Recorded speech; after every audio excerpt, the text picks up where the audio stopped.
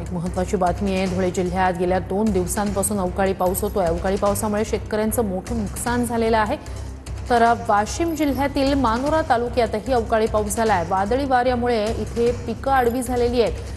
पावसानं रब्बीच्या हरभरा, गहू आणि भाजीपाल्याचं मोठं नुकसान केलेलं आहे। पंचनामे करून नुकसान भरपाई देण्याची मागणी शेतकऱ्यांकडून केली जाते।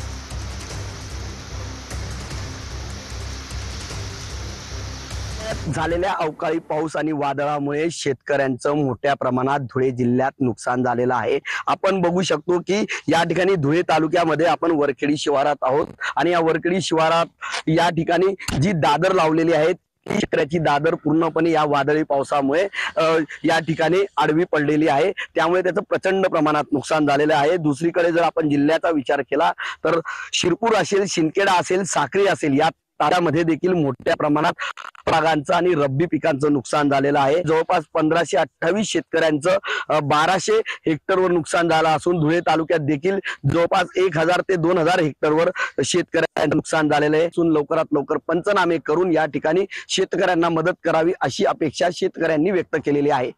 मनीष मासोळे, TV9 मराठी, धुळे।